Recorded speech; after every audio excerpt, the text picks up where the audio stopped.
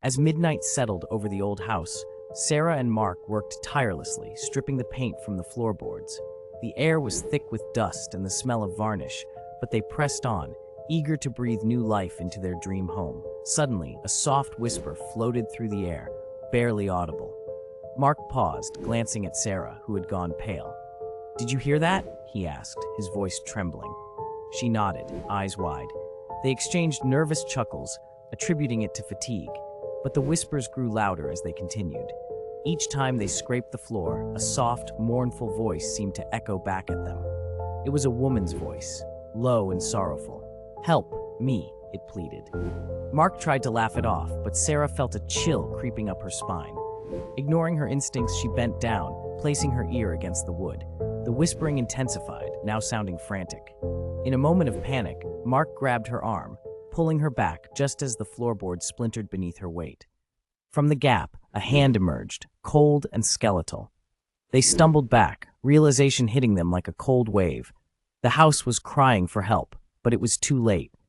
They were not alone anymore. Every night, just as the moonlight spilled into her room, Clara heard it, the sweet, melancholic lullaby drifting through the open window.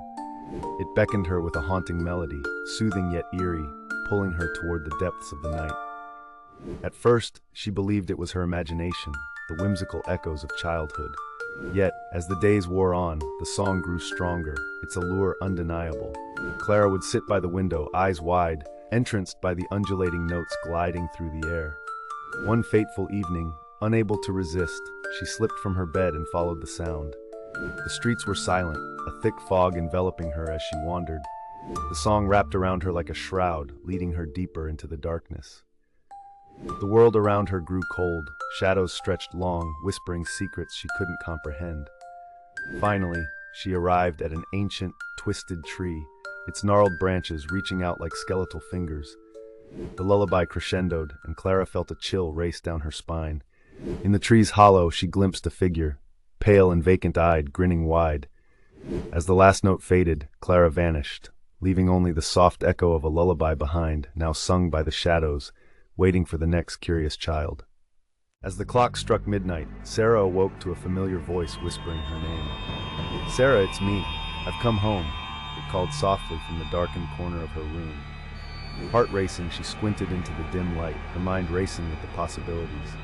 Her brother, who had disappeared last year, was gone forever, yet the voice was unmistakably his. She hesitated, caught between hope and dread. "Is that really you?" she croaked, her throat tight with emotion. The figure stepped forward, cloaked in shadows, its features shifting like smoke. "Of course it's me. I've missed you so much."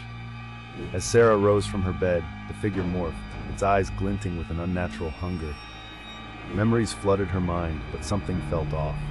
The smile was wrong, too wide and revealing jagged teeth. In an instant, the room grew colder, the air thick with despair. A chill ran down her spine as realization struck. This was not her brother. It was something else, something that mimicked what she loved to lure her closer.